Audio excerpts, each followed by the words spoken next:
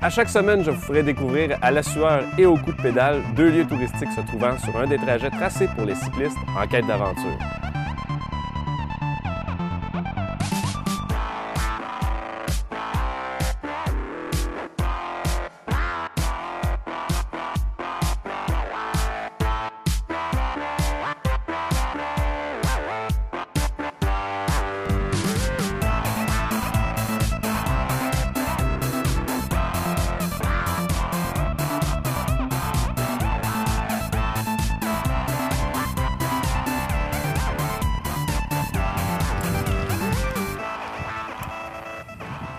Bonjour et bienvenue à une autre émission du Cyclotour. Cette semaine, on fait la route des vins, encore dans la région du Suroît.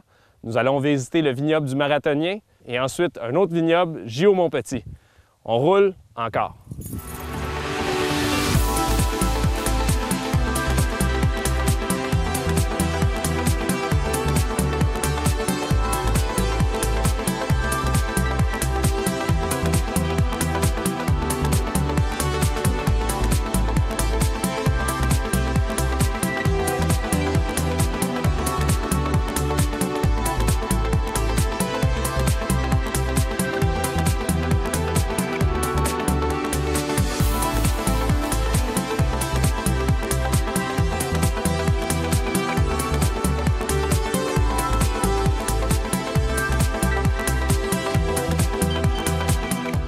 On est avec M. Jean Joly du vignoble du Marathonien. Exact. Bonjour David, bienvenue chez nous. Bien, merci. On a d'excellents vins, mais d'excellents vins, ça vient de plusieurs vignes. Vous avez commencé quand? Bien, nous, on a acheté la ferme en 89. Il y avait juste un verger, fait mon idée, c'est de planter de la vigne. Il était graduellement. Puis en 93, on a eu notre permis de vigneron artisan. On avait 5000 plants de vigne. Puis on a commencé à faire des vins blancs. Après ça, des vins rouges. Et puis notre créneau, qui est un peu plus recherché aujourd'hui, c'est au niveau des vins de glace et vendanges tardives sur lesquels on a gagné plusieurs prix. Mais ça fait partie de notre passion. Et puis, en même temps, le vélo, on adore ça aussi. Oui, vous êtes sur la route des vins. Oui. Et puis, il y a quand même pas mal de cyclistes qui arrêtent ici? Je vous dirais, des cyclistes qui viennent ici, ce que je fais, c'est comme n'importe quel visiteur d'ailleurs. Ce qui est intéressant, c'est que j'ai un petit sentier balisé. Et puis, dans le sentier, ça explique le processus de la vigne, comment on fait le vin, comment on fait la taille des vignes, comment on fait le vin de glace. Et puis, ces 8 petits panonceaux, ils font le tour. C'est très, très instructif. Puis, on fait le tour complet du vignoble. Puis après, bien, ceux qui apportent leur pique-nique, vous installez sur une table, apportez un petit verre de vin, mais pas trop, là, parce que vous allez en vélo après. Mais il reste que vous prenez le temps que vous voulez. Puis moi, ce que j'invite au niveau des cyclistes, c'est si jamais vous venez faire une plus grande randonnée, venez ici, stationnez votre auto. J'ai de la place en masse pour stationner les autos. Partez en vélo, vous revenez, puis vous faites le petit pique-nique que vous voulez après, puis ça fait une belle journée.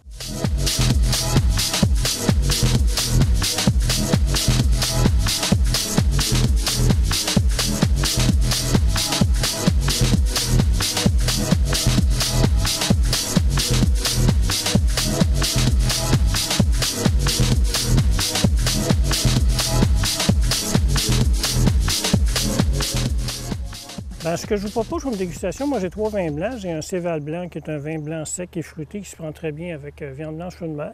Mettez votre nez dedans, c'est vraiment caractéristique au Céval avec le terroir qu'on a qui est très, très, très caillouteux. Ça roule bien mal en vélo là-dessus, mais c'est pas grave. C'est mieux pour le vin. Oui, ça avec le saumon grillé, il est superbe. Avec son petit frère à côté, qui est le boisé d'Avloc, qui est exactement du même type, excepté qui est vieilli 6 mois en barrique de chêne. La cuvée spéciale, qui est un assemblage de 4 cépages, dont une partie du cépage de vin de glace qu'on met pour mieux aromatiser. Je dirais que c'est un vin qui est demi-sec. J'appelle ça un vin de piscine quand il fait chaud l'été. J'ai un vin rosé qui sort bientôt. Le vin rouge va être prêt fin août, début septembre. Et pour finir en beauté, j'ai 2 vins liquoreux qui sont les vins de dessert, donc la vendange tardive et le vin de glace. D'ailleurs, on est des premiers producteurs de vin de glace au Québec officiellement en 1994. Et puis, quand on a commencé ça, on a commencé petit à petit. Maintenant, notre fierté, c'est qu'avec ces vins-là, on a gagné beaucoup, beaucoup de prix. D'ailleurs, cette année, en 2011, on a gagné avec le vin de glace et la vendange tardive le prix du meilleur vin au Québec dans le concours Coupe des Nations avec le prix Victor Dietrich. On a gagné aussi à Paris, on a gagné à Londres et on a eu le prix du meilleur vin de dessert au Canada cette année par un organisme de Toronto. Donc, en fait, ça vous donne peut-être un peu l'eau à la bouche, mais soyez sans crainte, venez chez nous et puis vous allez pouvoir faire une belle dégustation.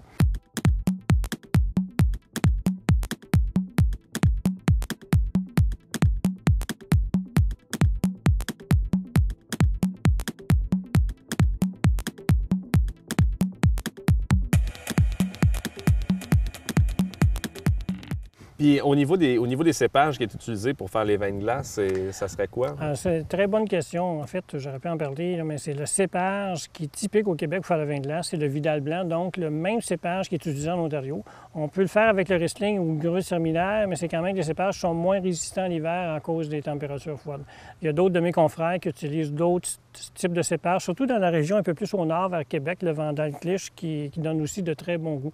Mais chez nous, c'est 100% classique, un Vidal blanc qui est apparenté avec ceux de Toronto, je dis d'Ontario et de Colombie-Britannique, mais quand même qui a fait sa notoriété. Et puis, plusieurs ne croyaient pas qu'on pouvait faire de bons vins de glace au Québec, mais je pense que maintenant, c'est prouvé. C'est pas mal prouvé. C'est sûr qu'au Québec, il y a beaucoup de vins de glace, beaucoup de producteurs. Qu'est-ce qui vous différencie peut-être des autres?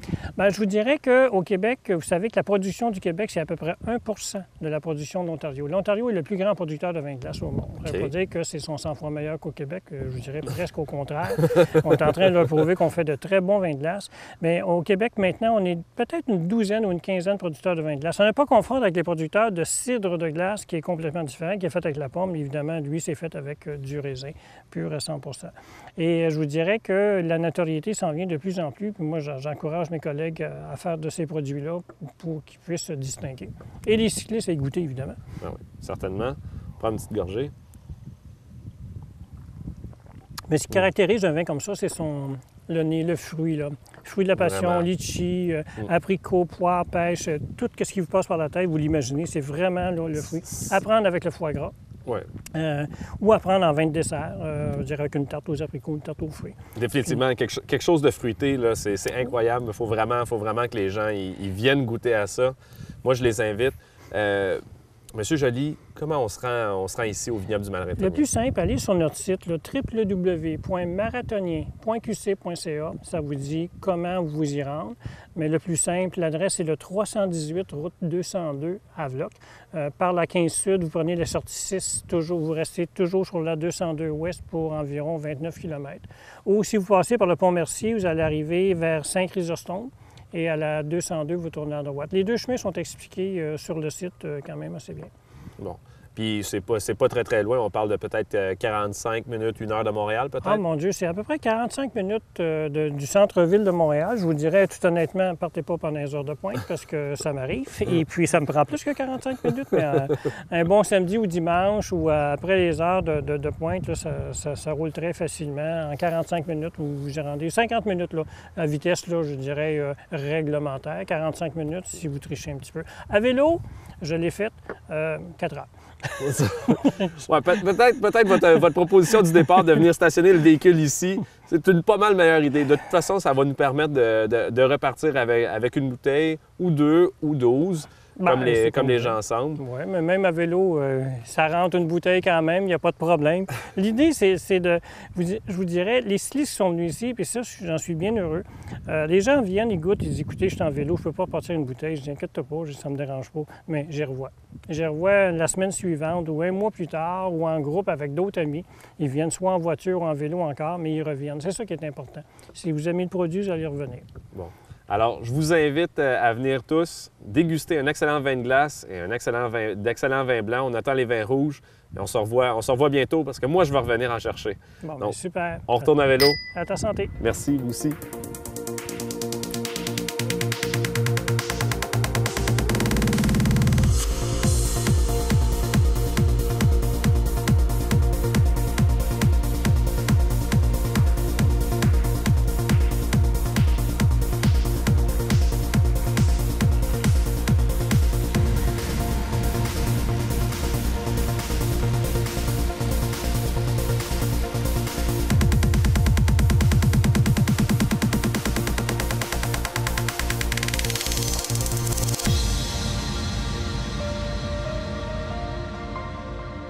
chaque semaine, je vous présente une capsule équipement afin d'éclairer votre choix lors de l'achat de votre vélo.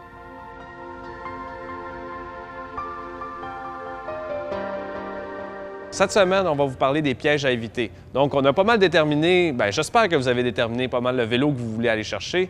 Vous avez peut-être déjà magasiné à quelques endroits, mais là, vous vous dites, moi, là, écoute, je suis pas sûr où est-ce qu'on s'enligne avec ça. Cette semaine, on va vous dire, peut-être qu'il y a des petites choses qu'il faut regarder. Une des premières choses, c'est le groupeau de composantes. Donc, les composantes, en réalité, c'est le dérailleur arrière, le dérailleur avant, ainsi que les manettes, les manettes de changement de vitesse, les freins et le pédalier. Donc, à peu près dans cet ordre-là, c'est pas mal l'ordre d'importance. Donc, on veut vraiment commencer. Si mon dérailleur arrière il est meilleur que le reste, c'est une bonne chose, mais à quelque part, on préfère que ce soit vraiment dans la même famille. Donc, exemple ici, on va avoir une famille 105 au niveau du dérailleur arrière, dérailleur avant. Même les manettes de changement de vitesse, c'est exactement la même chose. Donc, ça, c'est très, très bon. Encore meilleur, on aurait un pédalier 105 et des freins 105 aussi. On ne peut pas tout avoir. C'est sûr que les compagnies vont couper à quelque part pour réduire le prix du vélo. Donc, on peut quand même s'offrir, se dire, les freins, c'est peut-être en dernier recours. Là. Si ce n'est pas de la même gamme, c'est pas dramatique. Le pédalier, c'est sûr que c'est préférable, c'est un petit peu plus léger, plus rigide. Ça ne changera pas grand-chose au niveau de l'effort qu'on va donner. L'autre chose qu'on parlait au niveau des roues, une autre place où est-ce que les compagnies vont réduire leur argent, c'est au travers d'une gamme que vous allez chercher, c'est possible que le modèle de base ait exactement les mêmes roues que le modèle très haut de gamme. Donc, à partir de ce moment-là, c'est plus important de parler avec votre conseiller, lui offrir, dire hey, « écoute, peut-être que je voudrais changer les roues. Est-ce qu'il y a possibilité de me faire créditer les roues ou acheter quelque chose d'un peu meilleur? » On en reparlera de toute façon un peu plus longuement lorsqu'on parlera des composantes directement. Ça va être quelque chose qu'on va éviter. L'autre chose aussi, des fois, les compagnies, on va sauver des sous en mettant un cadre peut-être un petit peu de plus basse qualité. Ça, malheureusement, il n'y a pas vraiment de truc à avoir. Là. Comment je fais pour savoir s'il y a un meilleur cadre ou pas? Mais une bonne indication, c'est la garantie qu'ils vont offrir. Donc, on va avoir des garanties de 3 ans, 5 ans ou même des garanties à vie. Donc, à partir du moment où est-ce que vous avez une garantie de 5 ans ou à vie, vous pouvez vous dire que vous avez vraiment quelque chose de très bonne qualité dans les mains. Au niveau du carbone, il y a différentes qualités de carbone. C'est sûr que si vous trouvez un vélo en bas d'un 1 000 à prix régulier qui a du carbone, posez-vous la question. Il y a peut-être quelque chose, soit c'est un vélo usagé ou c'est un vélo possible des années passées, mais posez-vous la question juste pour être sûr. Donc avec ça, j'espère que vous allez éviter quelques pièges qui sont faciles à tomber dedans. Puis la semaine prochaine, on continue.